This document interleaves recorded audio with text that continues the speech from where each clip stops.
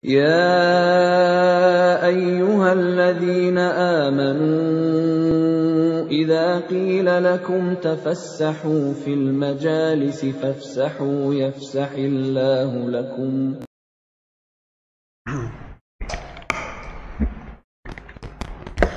Innal hamdalillah nahmaduhu wa nasta'inuhu wa nastaghfiruh wa na'udzu billahi min syururi anfusina wa min sayyiati a'malina may yahdihillahu fala mudhillalah wa may yudlil fala hadiyalah wa asyhadu an la ilaha illallah wahdahu la syarikalah wa asyhadu anna muhammadan abduhu wa rasuluh. Ya ayyuhalladzina amanu taqullaha haqqa tuqatih wa la tamutunna illa wa antum muslimun. Ya ayyuhan nasu taqu rabbakumul ladzi khalaqakum min nafsin wahidah wa khalaqa minha zawjaha wa batha minhuma rijalan katsiran wa nisaa'a wattaqullaha alladzi tasaaluna bihi wal arham innallaha kana 'alaikum raqiba. Ya ayyuhalladzina amanu taqullaha wa qulu qawlan sadida yuslih lakum a'malakum wa yaghfir lakum dhunubakum wa man yuti'illaha wa rasulahu faqad faza fawzan 'azima. Amma ba'd, fa inna asdaqal hadithi kitabullah wa khairal hadi hadi Muhammadin sallallahu alaihi wasallam wa syarral umuri muhdatsatuha wa kullu muhdatsatin bid'ah wa kullu bid'atin dhalalah. Ma'asyiral muslimin, jamaah salat Jumat yang dimuliakan oleh Allah Subhanahu wa taala. Pernah satu ketika ada seorang sahabat yang datang kepada Nabi sallallahu alaihi wasallam ketika beliau berkumpul dengan para sahabat lainnya. Sepertinya sahabat yang datang tersebut sahabat yang jarang bertemu Nabi sallallahu alaihi wasallam karena tempatnya yang tidak di sekitar Nabi sallallahu alaihi wasallam. Ternyata sahabat itu menanyakan satu hal jamaah sekalian, sesuatu yang sangat penting dan sangat agung, di mana dia berkata, "Dullani ala amalin idza amiltuhu dakhaltul jannah." Ya Rasul, tunjukkan kepadaku amalan yang bisa memasukkanku ke surga. Hanya itu yang diminta jemaah sekalian, satu perkataan yang ringkas tetapi yang dia inginkan sesuatu amalan yang bisa menyampaikan dirinya ke surga Allah yang penuh dengan kenikmatan. Marilah kita dengar jawaban Rasulullah sallallahu alaihi wasallam. Beliau bersabda, "Ta'budullah la tusyriku bihi syai'a." Yang pertama yaitu hendaknya engkau menyembah hanya kepada Allah Subhanahu wa taala semata. La tusyriku bihi syai'a, janganlah engkau menyekutukannya sedikit pun. Lalu yang kedua, wa tuqimus sholatal maktubah, engkau mendirikan salat yang difardukan, yaitu salat 5 waktu. Lalu yang ketiga, wa tuaddi az-zakatal mafruḍah, engkau menunaikan zakat yang diwajibkan. Kemudian yang keempat, wa tasumu Ramadan, engkau berpuasa di bulan Ramadan. Setelah mendengar jawaban beliau, orang tersebut berkata, "Demi Allah, aku tidak akan menambah maupun mengurangi apa yang telah disabdakan oleh Nabi sallallahu alaihi wasallam." Kemudian orang itu pun berlalu. Lalu Nabi sallallahu alaihi wasallam menyampaikan kepada para sahabat, "Man sarrahu, barang siapa yang ingin untuk melihat salah satu calon penghuni surga, maka hendaklah dia melihat kepada orang tadi." Hadis riwayat Imam Bukhari dan Muslim. Subhanallah jamaah sekalian, orang tersebut masih hidup. Dia baru bertanya, tetapi Nabi SAW sepertinya melihat kesungguhan hatinya, kebenaran niatnya dalam bertanya. Tidak sekedar bertanya, tapi rupanya memang sudah bulat niatnya untuk melakukan dari apa yang disabdakan Nabi SAW, sehingga diberitahukan orang tersebut termasuk dari ahli surga padahal dia masih hidup. Ma'asyiral muslimin, jamaah salat Jumat yang dimuliakan oleh Allah Subhanahu wa taala, dari dialog yang pertama tersebut ada beberapa pelajaran yang bisa kita ambil. Di antaranya adalah pentingnya tauhid bagi diri seorang hamba. Kalau kita buka di dalam Al-Qur'anul Karim, ternyata semua dosa itu mudah dimaafkan oleh Allah Subhanahu wa taala kecuali dosa kesyirikan. Allah berfirman, "Innallaha la yaghfir ay yushraka bih." Sesungguhnya Allah itu tidak akan mengampuni apabila dia dipersekutukan dengan sesuatu, dan Allah mengampuni dosa selain kesyirikan bagi siapa yang dikehendaki.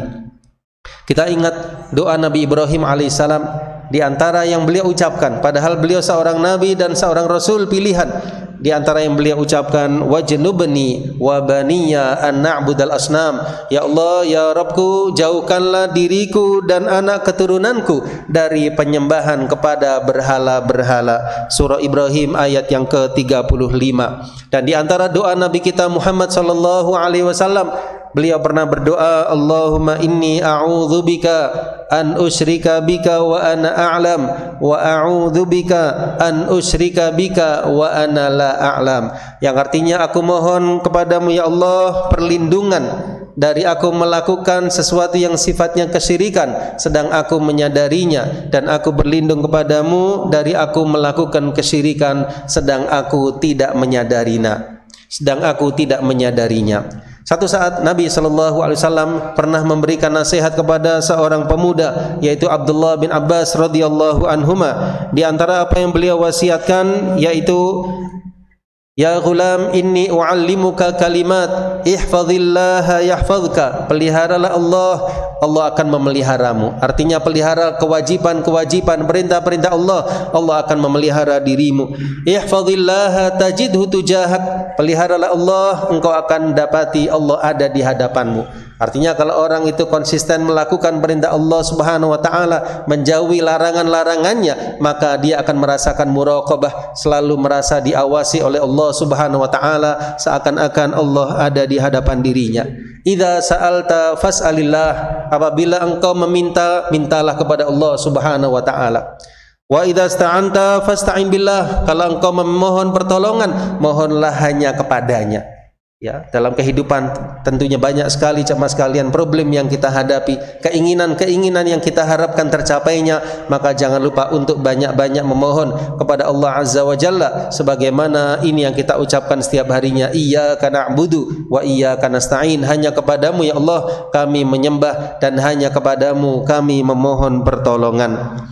Kemudian jemaah sekalian dimulakan oleh Allah Subhanahu wa taala, satu ketika kaitannya dengan tauhid dan menjauhi kesyirikan, Nabi sallallahu alaihi wasallam pernah menjumpai seorang sahabat yang di tangannya itu ada halqatun min sufr, ya, sebuah ikatan, sesuatu yang dipakai di tangannya jemaah sekalian. Kemudian Nabi sallallahu alaihi wasallam bertanya, "Ma hadhihi?" Apa ini? Maka sahabat itu menjawab, "Minal wahinah." Ini ya Rasul, aku pakai untuk menangkal penyakit supaya aku tidak kena mara bahaya. Aku pakai benda ini di tanganku.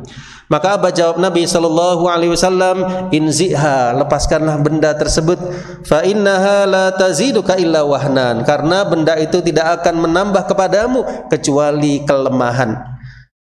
Fa innaka law mutta, seandainya engkau meninggal dunia dalam keadaan benda itu ada pada dirimu, engkau meyakini seperti keyakinanmu tadi, itu maksud beliau, maka ma aflahta abadan, maka engkau tidak akan berbahagia selama-lamanya. Hadis ini diriwayatkan oleh Imam Ahmad. Dari sini kita bisa mengambil satu pelajaran penting jamaah sekalian, bahwasanya ternyata kesyirikan itu tidak hanya menyembah kepada berhala, tetapi lebih luas daripada itu. Orang yang bergantung kehidupannya kepada selain Allah, ini juga termasuk jurang-jurang kesyirikan yang patut kita hindari. Hendaknya setiap ujian, musibah apapun bentuknya, jangan lupa kepada Allah Subhanahu wa taala hendaklah kita bermohon dan kepadanya kita meminta. Ma'asyiral muslimin, jamaah salat Jumat yang dimuliakan oleh Allah Subhanahu wa taala, dialog yang kedua yang pernah terjadi antara Nabi sallallahu alaihi wasallam dengan sahabatnya, yaitu sebuah hadis yang diriwayatkan dari Sufyan bin Abdullah As-Saqafi radhiyallahu an, di mana beliau berkata kepada Nabi sallallahu alaihi wasallam, "Ya Rasulullah, qul li fil Islami qaulan la as'alu anhu ahadan ba'dak." Ya Rasul, beritahukan kepadaku satu ucapan yang aku tidak akan bertanya lagi kepada orang setelahmu. Maka apa jawab Nabi sallallahu alaihi wasallam? Satu nasihat yang ringkas, satu kalimat. Qul amantu billah tsumma istaqim. Katakanlah aku beriman kepada Allah, kemudian beristiqomahlah. Hadis ini diriwayatkan oleh Imam Muslim. Dalam dialog yang kedua ini Nabi SAW menekankan pada kedua hal jemaah sekalian. Yang pertama yaitu kepada iman. Ya, kita tahu bahwasanya iman itu rukunnya ada 6. Iman kepada Allah, para malaikatnya, kitab-kitabnya, rasul-rasulnya, iman kepada hari akhir, dan iman kepada takdir. Dan kita tahu bahwasanya iman itu memiliki cabang-cabang kurang lebih 60 lebih atau 70 cabang lebih. Yang paling utama adalah qaulu la ilaha illallah, ucapan la ilaha illallah, dan yang paling dasar adalah menyingkirkan duri dari jalanan. Namun yang perlu kita ketahui juga bahwasanya iman itu punya rasa, punya kelezatan bagi orang yang memilikinya. Beliau SAW menyebutkan ada 3 hal yang kalau seseorang ada pada dirinya maka dia akan merasakan halawatul iman. Yang pertama, an yakunallahu wa rasuluh ahabba ilaihi mimma siwahuma. Allah dan Rasulnya lebih dia cintai dari selain keduanya. Kita cinta keluarga, kita cinta harta dan sebagainya jemaah sekalian, tapi jangan sampai itu semua mengalahkan cinta kita kepada Allah dan Rasulnya. Indikasinya ketika ada perintah, kita mengedepankan perintah Allah Subhanahu wa ta'ala, dan ketika ada larangan dari Allah Subhanahu wa ta'ala, maka kita sami'na wa ata'na. Kita mengedepankan itu semua melebihi hawa nafsu kita, melebihi dunia kita, dan melebihi apapun juga. Yang kedua, an yuhibbal mar'a la yuhibbuhu illa lillah. Dia cinta kepada saudaranya seiman semata-mata karena Allah Subhanahu wa ta'ala, bukan karena sebab lain, bukan karena sebab materi, bukan karena sebab kepentingan, bukan karena sebab apapun juga. Dia cinta kepada saudaranya semata-mata karena dia orang yang beriman, orang yang beramal soleh, maka dia cinta kepadanya. Ini namanya al-mahabbah fillah, cinta karena Allah. Lalu yang ketiga jemaah sekalian, an yakroha, dia enggan untuk kembali kepada jurang kekufuran sebagaimana dia enggan kalau dilemparkan ke dalam siksa api neraka. Hadis ini riwayat Imam Bukhari dan Muslim. Ini orang yang merasakan kelezatan iman apabila terdapat padanya 3 perkara tersebut. Kemudian yang kedua berkaitan dengan hadis tadi, beliau menekankan sallallahu alaihi wasallam, tsumma istaqim, kemudian istiqomahlah. Ya, ada ulama yang menjelaskan istiqomah itu adalah al-isobah fi jami'il aqwal wal af'al wal maqasid, sikap benar di dalam segala ucapan-ucapan, perbuatan-perbuatan, dan juga maksud-maksud. Orang yang istiqomah jemaah sekalian tentu butuh kepada perjuangan, butuh kepada kesabaran. Misalnya sholat 5 waktu, kita butuh keistiqomahan dengan menyabarkan diri kita selalu menunaikan sholat 5 waktu tersebut sampai akhir hayat kita, sampai kita meninggal dan kita disolati oleh kaum muslimin. Inilah puncak harapan kita. Berpuasa juga demikian, butuh kepada kesabaran, dan amal-amal ibadah yang lain juga butuh kepada kesabaran untuk mencapai nilai-nilai istiqomah. Tentunya syaitan membisiki kita untuk menjauhi perintah tersebut, tetapi kita mengedepankan perintah Allah Subhanahu wa ta'ala dan Rasulnya. Ketika ada larangan, di situ kita ada larangan dari Allah Subhanahu wa ta'ala, syaitan membisiki kita, hawa nafsu yang buruk dari dalam diri kita membisiki untuk melakukannya, tetapi kita ingat ini adalah larangan Allah, aku harus menjauhinya. Demikian sikap seorang mukmin dan mukminah dalam perintah maupun larangan-larangan Allah Subhanahu wa ta'ala. Allah memuji jamaah sekalian dalam surah Al-Ahqaf 13-14 orang yang beriman dan istiqomah. Allah berfirman, innal ladzina qalu rabbunallah tsumma istaqamu, sesungguhnya orang-orang yang mengatakan Tuhan kami adalah Allah, kemudian mereka beristiqamah, fala khaufun alaihim wala hum yahzanun, maka tidak ada kekhawatiran atas diri mereka dan tidak pula mereka bersedih hati. Ulaika ashabul jannah, mereka itulah para penghuni surga, khalidina fiha, mereka kekal di dalamnya sebagai balasan atas apa yang selalu mereka kerjakan. Artinya jemaah sekalian, surga membutuhkan amal, membutuhkan iman, membutuhkan kesabaran, dan itu waktunya hanya sebentar, yaitu ketika kita berada di dunia. Yang ketiga jemaah sekalian, di antara dialog yang pernah terjadi antara Nabi SAW dengan sahabat beliau, diriwayatkan dari Abdullah bin Busr radhiyallahu an bahwa ada seorang sahabat yang datang kemudian mengatakan, ya Rasulullah, inna syara'i'al Islam qad kathurat alayya. Ya Rasul, sesungguhnya syariat Islam ini telah banyak aku ketahui. Qad kathurat alayya, telah banyak aku ada pada diriku, maka beritahukanlah kepadaku satu perkara yang aku akan berpegang teguh dengannya. Ya, artinya dari sekian ajaran agama Islam ini ya Rasul, berikan kepadaku satu wasiat saja yang aku akan pegang teguh dengannya selain dari syariat Islam yang telah aku ketahui tadi. Maka Nabi SAW menjelaskan dengan satu kalimat, la yazalu lisanuka rotoban min dzikrillah. Hendaknya lisanmu senantiasa basah karena zikir kepada Allah Subhanahu wa taala. Hadis riwayat Imam Tirmidzi. Dalam dialog yang ketiga ini ada satu pesan Nabi SAW, beliau menekankan kepada pentingnya zikrullah.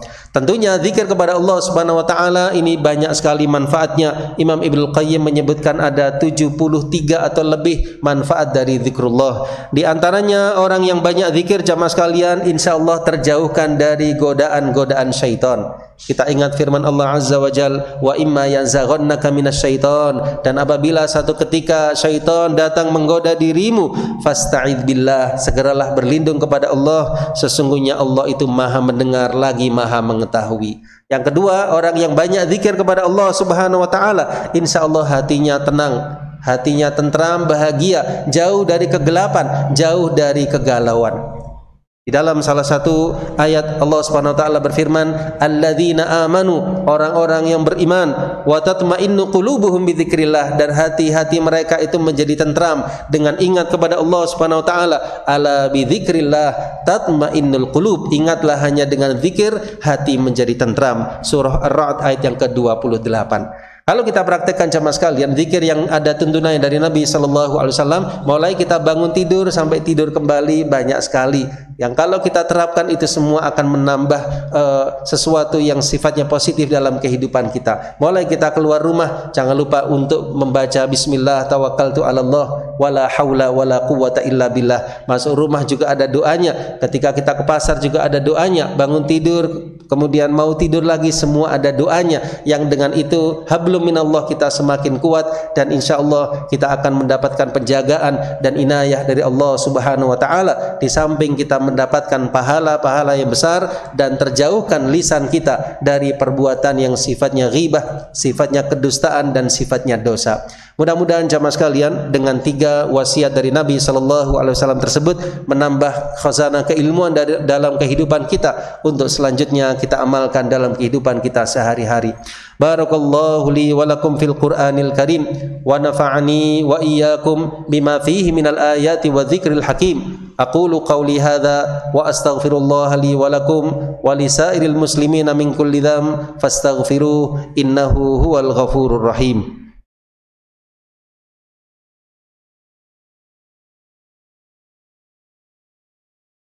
Alhamdulillah, alhamdulillah ya ala ihsanih wa syukru lahu ala taufiqihi wa in'amih wa asyhadu an la ilaha illallah wahdahu la syarikalah wa asyhadu anna Muhammadan abduhu wa rasuluh. Ma'asyiral muslimin, jamaah salat Jumat yang dimuliakan oleh Allah Subhanahu wa taala, di antara sesuatu yang sangat berharga dalam kehidupan kita yaitu al-waktu atau waktu. Saat umur ini sesuatu yang sangat berharga dalam kehidupan. Dengan umur kita bisa bertemu keluarga, dengan umur kita bisa memanfaatkan untuk yang sifatnya kemaslahatan, dengan umur kita bisa bekerja, kita bisa menuntut ilmu dan sebagainya. Manusia di dalam kaitannya dengan waktu jamaah sekalian ada 3 golongan. Golongan yang pertama, sebagian besar dari manusia tidak menyadari pentingnya waktu. Golongan yang kedua, mereka menyadari pentingnya waktu, tetapi mereka tidak pandai menggunakan waktunya.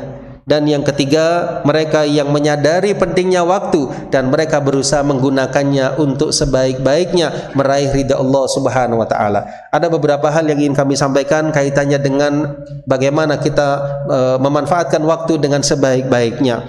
Yang pertama jamaah sekalian, marilah kita ambil suri tauladan dari Nabi kita Muhammad sallallahu alaihi wasallam, para sahabat dan para ulama di dalam menggunakan waktu-waktunya. Sangat baik bagi kita membaca kisah Nabi kita sallallahu alaihi wasallam, kisah para nabi, kisah para sahabat, para ulama, yang dengan itu kita akan mencontoh, kita berusaha mengambil sebagai uswatun hasanah. Lalu yang kedua jamaah sekalian, jangan lupa dalam kesibukan kita untuk mengingat yang namanya akhir dari kehidupan, yaitu al-maut, yang mana kita tidak tahu kapan dan di mana kita akan diwafatkan oleh Allah Subhanahu wa taala. Ini menggugah diri seorang mukmin untuk memanfaatkan waktunya dalam keadaan sebaik-baiknya. Lalu yang ketiga jamaah sekalian, mohonlah kepada Allah supaya diberi taufik diberikan taufik, petunjuk untuk bisa memanfaatkan waktu kita dengan sebaik-baiknya. Kemudian yang keempat, tadabburilah sabda Nabi SAW, kun fid dunya ka'annaka gharib. Jadilah engkau di dunia itu seperti orang yang asing atau orang yang melintasi sebuah jalan. Jadi kita anggap dunia ini sebagai tempat safar kita menuju akhirat, bukan tempat terakhir kita. Ya, tujuan kita, negeri kita yang hakiki akhirat. Maka persiapkan dengan baik dunia ini untuk menuju ke akhirat nanti. Yang keempat, jamaah sekalian, niatkanlah sesuatu yang sifatnya harian untuk meraih ridha Allah. Seperti makan kita, tidur kita, niatkan untuk meraih, memudahkan ketaatan kita kepada Allah, sehingga makan kita dan tidur kita bisa bernilai sebagai bentuk pahala. Yang terakhir, kita ingat wasiat salah satu salafus saleh, di mana Ibnu Mas'ud radhiyallahu an berkata, "Ma nadimtu ala syai'in." Tidak pernah aku menyesali sesuatu melebihi 1 hari saja yang berlalu mataharinya, berlalu waktunya, tapi tidak bertambah amalku di hari tersebut. Ini yang paling disesali oleh sahabat Ibnu Mas'ud. Lebih lanjut, Al Hasan Al Basri radhiyallahu an rahimahullahu taala memberikan nasihat, wahai anak Adam, naharuka dhaifuka, siangmu adalah tamumu, maka berbuat baiklah kepadanya. Kalau engkau berbuat baik di siang hari itu, dia akan berlalu darimu dalam keadaan dia memujimu. Dan jika engkau berbuat buruk, berbuat kemaksiatan di saat tersebut, maka dia akan berpaling darimu dalam keadaan mencelamu. Dan demikian pula malam harimu adalah tamumu, gunakan dengan sebaik-baiknya. Pada akhirnya jamaah sekalian, nasihat-nasihat yang disampaikan tadi mudah-mudahan bermanfaat, terutama untuk diri saya sendiri dan untuk para jamaah sekalian, dan semoga kehidupan kita diberkahi oleh Allah Subhanahu wa taala, dan semoga kita diwafatkan dalam keadaan husnul khatimah. Amin ya rabbal alamin. Tsumma alamu annallaha amarakum bi amrin azim bada'a bihi bi nafsihi faqala fi muhkamit tanzil, innallaha wa malaikatahu yusalluna 'alan nabi ya ayyuhalladzina amanu sallu alaihi wa sallimu taslima. Allahumma salli ala Muhammad wa ala ali Muhammad kama sallaita ala Ibrahim wa ala ali Ibrahim innaka Hamidum Majid. Allahumma ighfir lil muslimina wal muslimat wal mu'minina wal mu'minat الأحياء منهم والأموات يا قاضي الحاجات. اللهم إنا نسألك الهدى والتقى والعفاف والغنى. اللهم إنا نسألك بخير ما سألك به نبيك محمد صلى الله عليه وسلم ونعوذ بك من شر ما استعاذ منه نبيك محمد صلى الله عليه وسلم. اللهم إنا نعوذ بك من جهد البلاء ودرك الشقاء سوء القضاء وشماتة الأعداء. اللهم جنبنا منكرات الأخلاق والأعمال والأهواء والأدواء. Ya Allah, jauhkanlah dari kami segala macam wabah, penyakit dan hal-hal yang berbahaya dalam kehidupan kami dan kaum muslimin. Rabbana hablana min azwajina wa dhurriyyatina qurrata a'yun waj'alna lil muttaqina imama. Rabbana atina fid dunya hasanah wa fil akhirati hasanah wa qina adzaban nar. Ibadallah, innallaha ya'murukum bil adli wal ihsan wa ita'i dzil qurba wa yanha 'anil fahsya'i wal munkari wal baghi ya'idzukum la'allakum tadhakkarun. Fadhkurullahal 'azima yadhkurkum was'aluhu min fadlihi yazidkum wa la dzikrullahi akbar. Tsumma aqimis shalah.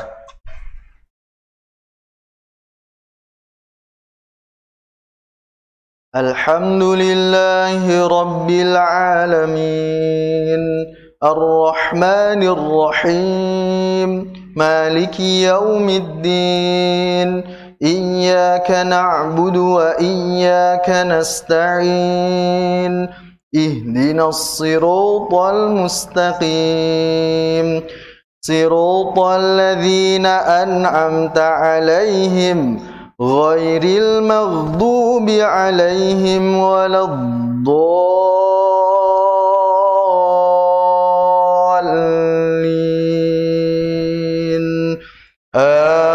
Amin.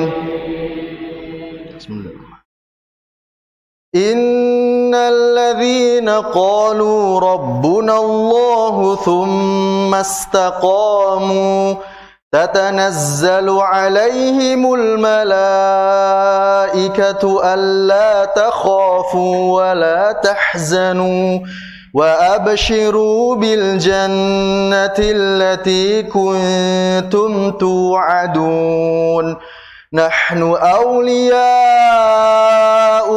في الحياة الدنيا وفي الآخرة ولكم فيها ما تشتهي أنفسكم ولكم فيها ما تدعون نزلا من غفور رحيم ومن أحسن قولا ممن دعا إلى الله وعمل صالحا وقال إنني من المسلمين ولا تستوي الحسنة ولا السيئة ادفع بالتي هي أحسن فإذا الذي بينك وبينه عداوة كأنه ولي حميم وما يلقاها إلا الذين صبروا وما يلقاها إلا ذو حظ عظيم ومن قبله كتاب موسى إماما ورحمة وهذا كتاب مصدق لسانا عربيا لينذر الذين ظلموا وبشرى للمحسنين إن الذين قالوا ربنا الله ثم استقاموا فلا خوف عليهم ولا هم يحزنون أولئك أصحاب الجنة خالدين فيها جزاء